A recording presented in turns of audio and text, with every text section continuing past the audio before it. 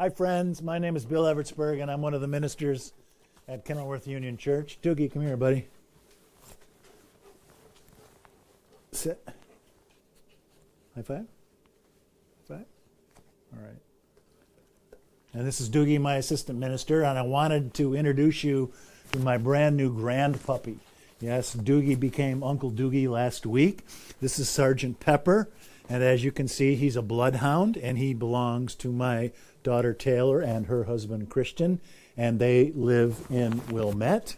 And you may be wondering why I'm talking about a puppy in a church conversation, which is supposed to have at least a modicum of spiritual content, and I'm glad you asked. Do you know what they called bloodhounds before they were called bloodhounds? They were called St. Hubert's hounds, or in French, forgive my pidgin French, but in French it's La Chienne de Saint Hubert. La Chienne de Saint Hubert, St. Hubert's hounds. Hubert was a Christian saint from the beginning of the 8th century. He was a wealthy, aristocratic man who loved to hunt, spent hours and hours in the woods of the Ardennes hunting stags. And legend has it that one Good Friday morning, when the rest of the village people were at church at their prayers, on a Good Friday morning, a solemn day in the life of the church, Hubert was out in the forest looking for prey. And the legend has it that he saw this magnificent stag with this impressive rack, but what was even more impressive, that there was a luminous crucifix between the antlers of this deer.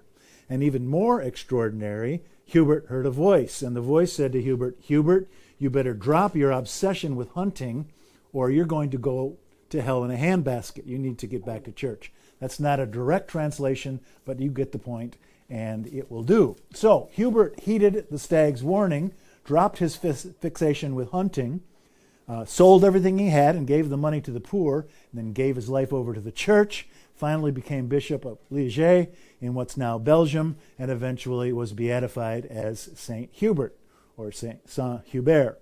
He is the patron saint of dogs and hunters, of course, and also, unaccountably, of metalworkers, opticians, and mathematicians. I don't know why. Even well into the 20th century, when a person was afflicted with rabies, it was St. Hubert's name that priests and doctors invoked for healing, even well into the 20th century. And so in the Middle Ages, at a monastery devoted to the memory of St. Hubert, called St. Hubert's, of course, in the Ardennes in Belgium, this is where the first bloodhounds that we know anything about came from. They were called St. Hubert's hounds at the beginning, and finally bloodhounds. Now, you may know that bloodhounds have the most magnificent noses in the entire canine kingdom. Their olfactory bulbs have as many as 300 million scent receptors, which means that their sense of smell is at least 40 times as great as human beings. And you can see, have you ever noticed how comically long bloodhounds' ears are? Do you know why this is true? It's because when a bloodhound has his nose to the ground trying to pick up a scent, the ears will kick up the dust and raise the scent to the dog's nostrils. And also, these magnificent ears, they almost hang to the ground, kind of function as a kind of a floppy hurricane lamp, a kind of a windbreak to keep the scent up near the nose of the dog. And so that's what bloodhounds are good for. They're good for tracking. And you know, of course, that Hollywood has given us some great, impressive bloodhounds. Remember that Jed Clampett of the Beverly Hillbillies had a bloodhound named Duke. And do you know what Christopher Guest's bloodhound in that great movie Best in Show was called? Christopher Guest's bloodhound in Best in Show was named Hubert, of course. For what it's worth, Happy New Year. God bless you.